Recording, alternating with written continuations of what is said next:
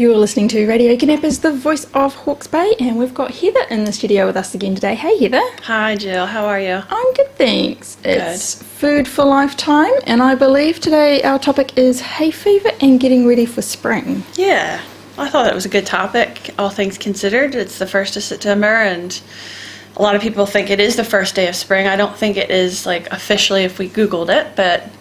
It's just the easy one to remember, I suppose. Yeah, I mean, nature's telling us that spring is kind of here with all the flowers. I feel like it's been here for a couple of weeks already. The pollen started then, didn't it? Yeah. Nice layer of yellow on the windscreen in the morning. Yeah, I woke up feeling very unwell that day. Oh, yes? Okay. Yeah. Oh, dear. You and probably a lot of other people. Yes, I don't think I was the only one. Yeah. So, yeah, hay fever is really common. I'm seeing, more people just sneezing and complaining of the itchy and the red and the watery eyes. And I think because of COVID, they're almost a little bit paranoid because you don't want to sneeze in public. No, and mine seems to turn up with like a cough and a sore throat, and everyone's like, oh, do you have COVID? It's like, no, this happens when pollen turns up. Exactly, yeah. So, yeah, it's super common. It's very annoying, and for some people it can be so severe they have to get, injections to help deal with it. Other people can get by with just antihistamines, some kind of hay fever tablet. But I just thought today I'd give you some practical tips and some things like nutritionally that you can do as well to help with it. Because people that get hay fever, oftentimes it's down to your gut health, your liver function, where, as you know from past shows, your immune system resides in your gut lining. So that's kind of your first line of defense. And I think that should be really a focus right now, especially with the COVID going around, building up that immune system. Yes. That's one of the best things we can all do right now. Yep. So, so focusing on gut and liver health can be really helpful. So what are some things we can do to kind of improve that? Yeah, so there's actually some, first of all, looking at, gut and liver health. So if you're listening and you're like, well, I don't know how good my gut is, I've wondered for a long time because I get really bad bloating, my stomach pain comes and goes, my bowels aren't very regular, I have constipation, really gassy. Those are all signs there could be something wrong in the gut lining. So the first thing to do would probably be if you can see someone like myself, like a natural health practitioner, I'm a registered nutritionist, or even just go into a pharmacy, dare I say it, and just talk to them about some of your symptoms, and they might be able just to put you on something simple. Like one of my favorite well-rounded products would be just a gut care powdered supplement. A common one in pharmacies is Nutrilife Gut. I think it's called Gut Health. And it's just a little canister, and it's a powder, and it's got like a complex that's really good for your gut. So it's got like glutamine and vitamin D and zinc and slippery elm, all those weird words. Things I've never heard of. Yeah. So that can just, kind of heal and soothe the gut lining. I mean, that's not the be-all, end-all answer to heal your gut, but it's something, you can do. It's a starting point. Yeah. And of course, there's simple things common sense, like reducing your sugar. That one's a hard one. I get told it a lot, and it's like, oh, yeah, but it's yummy. Yeah, I know, it is tough, but if you just do a little, experiment, in a day, just say, okay, I'm just going to actually see how much sugar I actually do have. I'm going to look at labels. I'm going to write it down. I'm going to Google how much, even natural sugar that counts. So how much sugar is in an apple? 10 grams. Okay. So women, you're looking at 30, 35 grams a day max. It's amazing how quickly you can go over. Oh, yeah. Yeah. And even when you get something that you think is healthy, if you look at the back, it's normally got a higher number than you expect next to sugars. Yeah.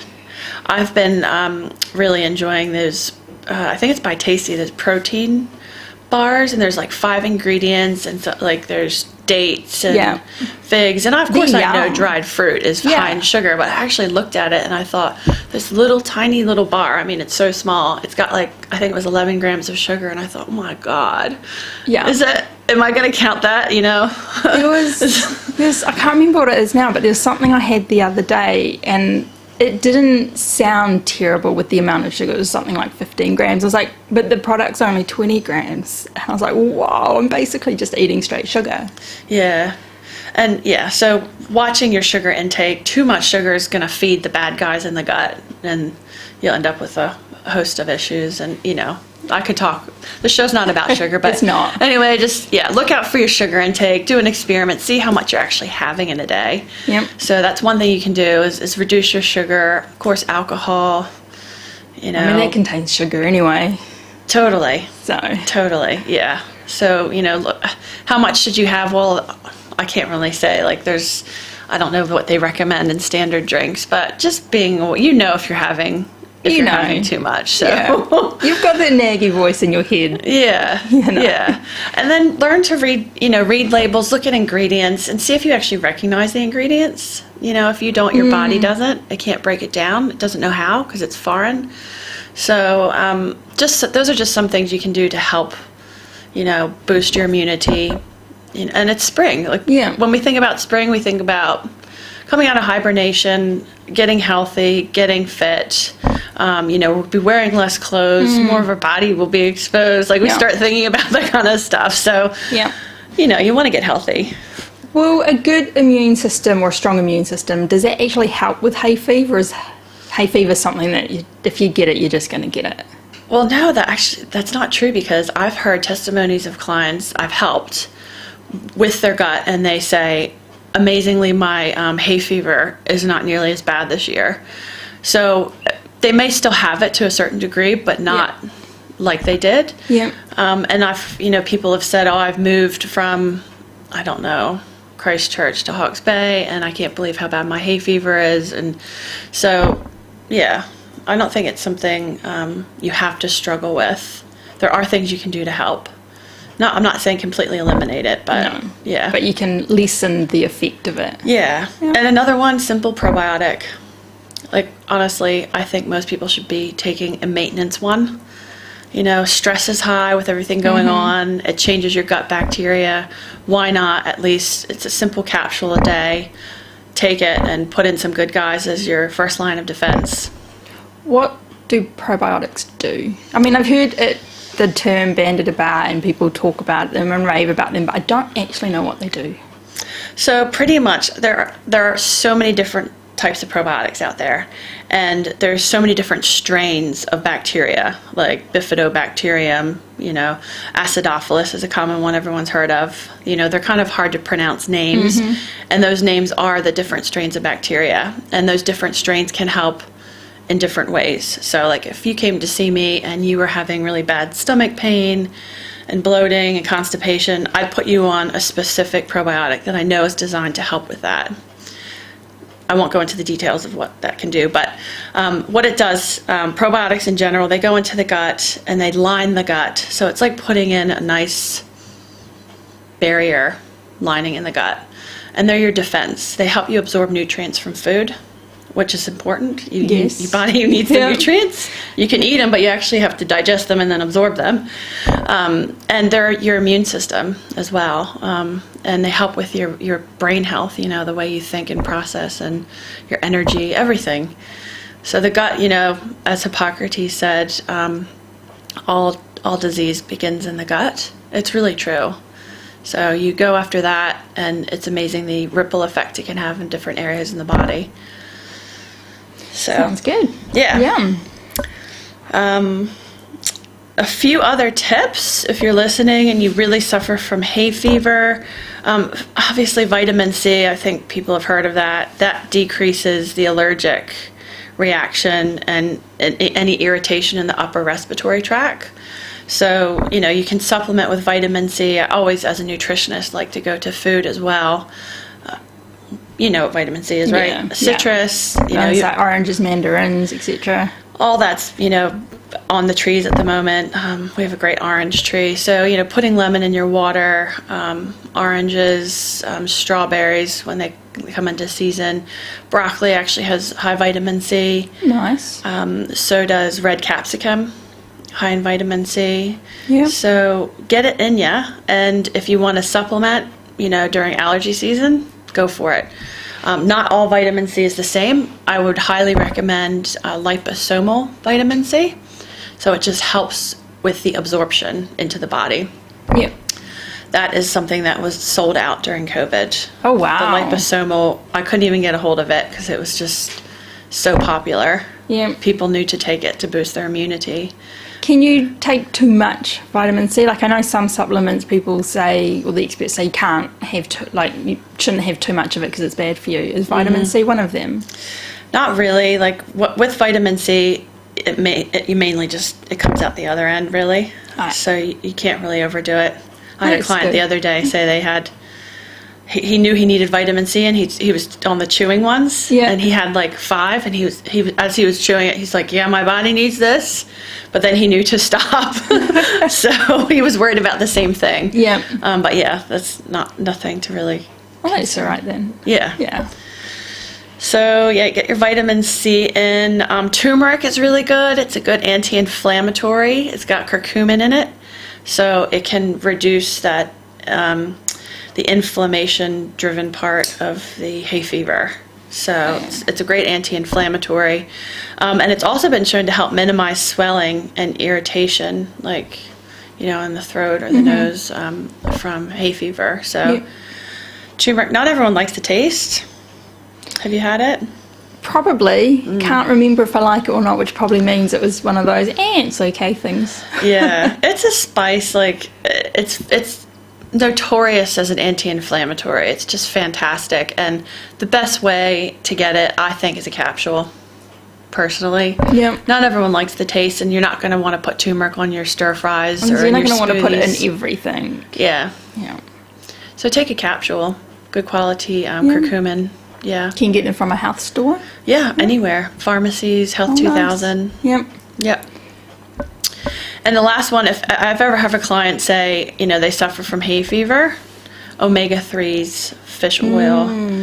If you don't like eating, fatty fish, sardines, salmon, even tuna, I would go for a fish oil. Yeah.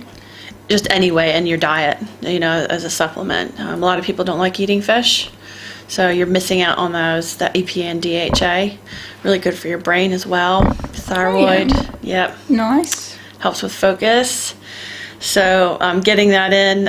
It also helps decrease the narrowing of the airways that occurs when you have asthma or seasonal allergies. So it helps open everything up a little bit. Very useful stuff. Yeah. Yeah. And always consult with your doctor, because fish oil also has a tendency to thin your blood. So if you're already on blood thinners You don't really want that. certain medications, you need to be careful. You're going into surgery, certain areas you need to look out for. So vitamin C, turmeric, fish oil, boosting your immunity, working on your gut health and your liver as well. So supporting your liver, which we can all do. I mean, our livers work extremely hard for us. Cruciferous vegetables, so broccoli, cauli, Brussels sprouts, cabbage, turmeric pops up again, lemon and lime, and of course, I like lemon and lime. water. Yes. Lots of water. I do find water easier to drink in summer when it's cold, like you want the cold drink. Whereas in winter when you want a hot drink, I find drinking a glass of water I don't know, it just seems harder. Yeah. So You're not alone. Like, I hear that often. And we don't get as thirsty either in the winter. No. And people only tend to drink, some people, when they're thirsty. And by the time you're thirsty, you're already dehydrated. So it really is, it takes 3 months to form a habit. It really is a habit that should be formed, even in the winter. Just sip it throughout the day. Have it on your desk. Get it in you, especially if you're a coffee drinker. Because it's going to just take that water out, so you need to put it back in. Yeah. I've cut down on my coffee, so I think that's a good start. That's great. Very good. I've got some practical tips as well. So, awesome. Just some tips to help reduce your exposure in general. So, avoid being outdoors if you can. I know it's not easy before like 10 a.m. because that's when the pollen is at its highest. And then like after 5. I know that's really hard, but if you can do it, do it. If you suffer really badly, just avoid exposure. Another one is, if you can, don't hang your clothes outside. They're just going to be sitting there in the sun. Get soaked in it. Yeah.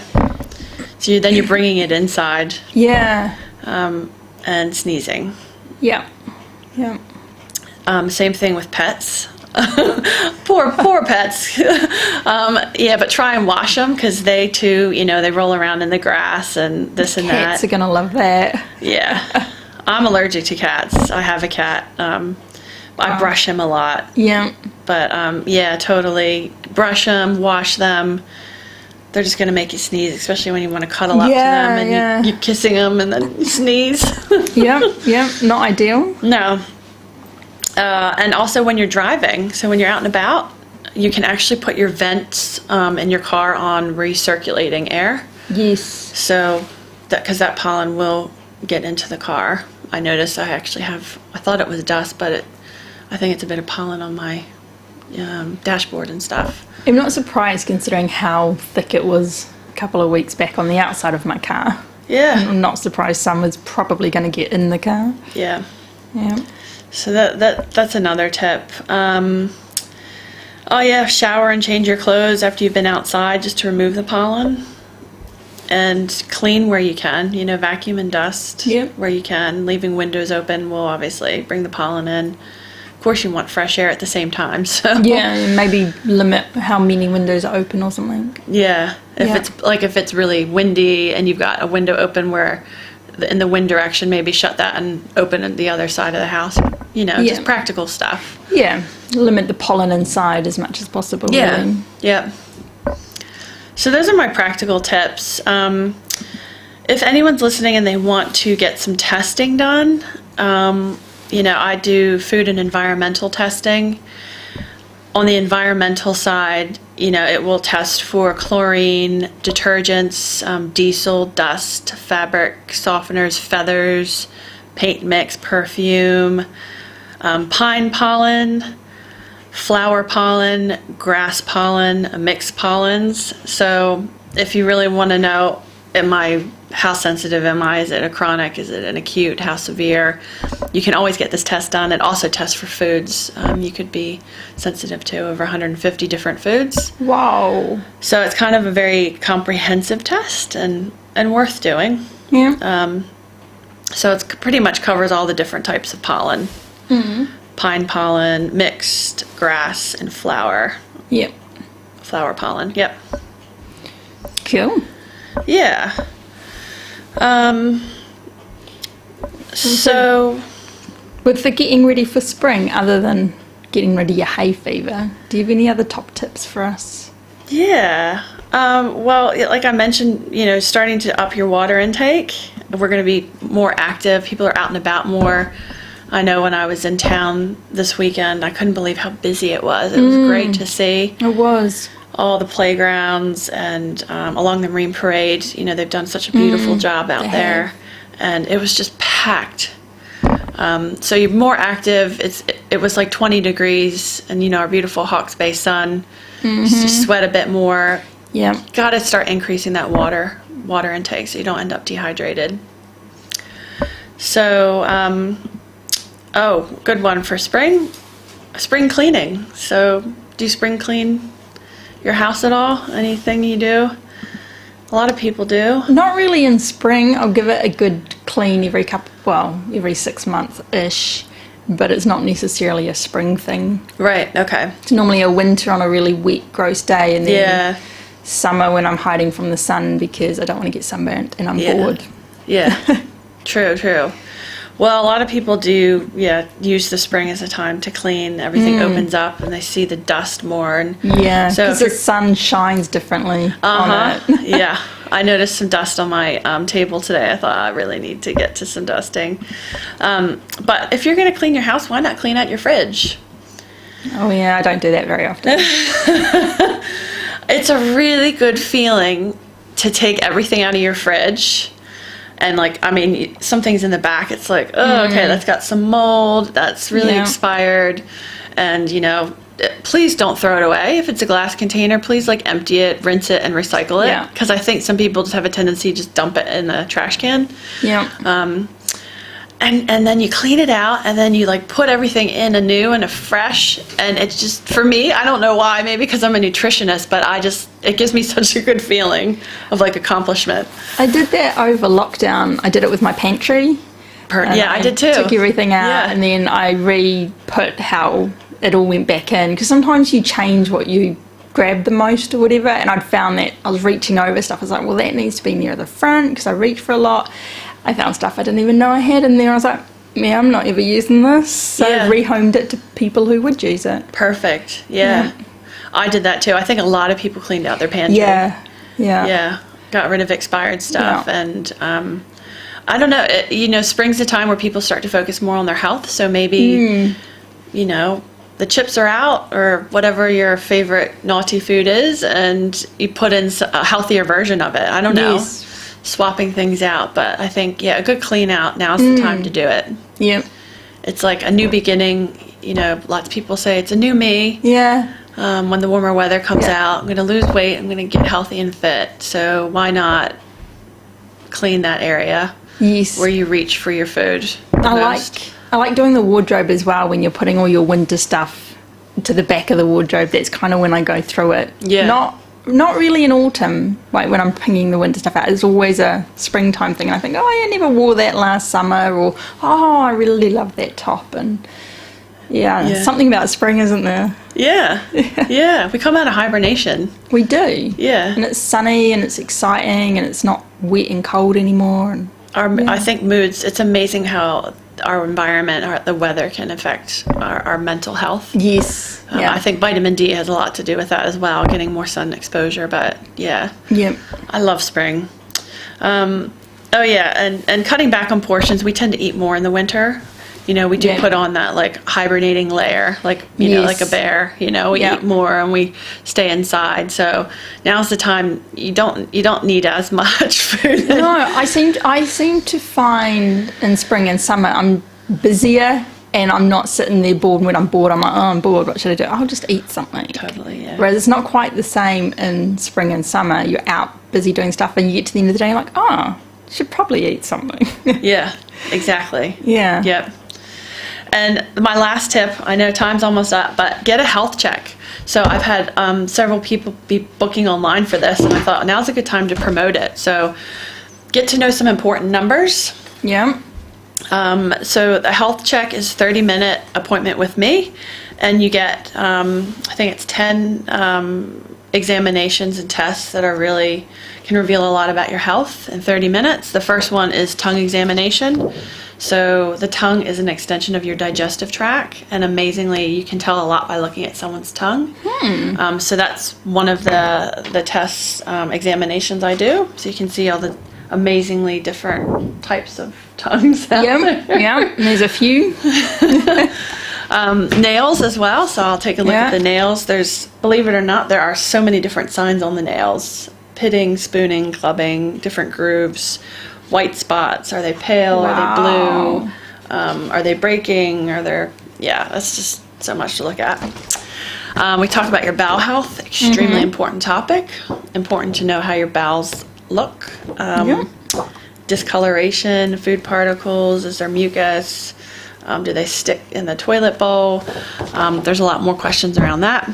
I test your zinc levels, also very important for immunity, and a lot of people are deficient, so it's good to know if you are, so you can supplement. It is hard to get enough zinc through food. Iodine testing, which I don't have here today.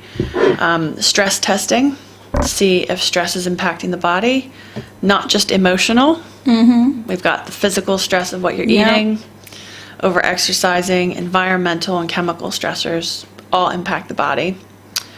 Blood pressure, always good to know where your blood pressure is. Yes. And blood glucose, so I take your blood sugars just to see where you are at the time, and I can also order your HbA1c, which is a greater indicator for your blood glucose levels. And then 2 very important blood tests are your cholesterol and your uric acid. So uric acid, how well are your kidneys functioning, and of course cholesterol, that's very important to know as well. So those are all the tests in a health check, and at the moment I'm running a special, so normally it's $65 for 30 minutes, all these tests, but I'm doing it for $50 just for this month of September. Nice. So great time to come in and just get a picture of your health and get to know some numbers. Yeah, and that is very comprehensive with all the stuff that you test in 30 minutes. Yeah, I know. Sometimes it's hard to get it all in, but Yeah. we do go over sometimes. But yeah, I think it's a pretty good deal to get everything done. Yeah, Yeah. cool. Well, it's been lovely chatting with you today again. Thanks. You too. Unfortunately, we're out of time, but very educational. If you want to get in touch with Heather about anything, what's your number? Yep, so you can reach me on 027-812-5071. If you want to know more information about my services, the health check I just talked about, my website is Food for Life, so that's for.co.nz. Or email me at heather@foodforlife.co.nz, or come see me at G's Pharmacy in Taradell. Awesome. Thank you so much, and we'll chat again next month. Thanks, Jill.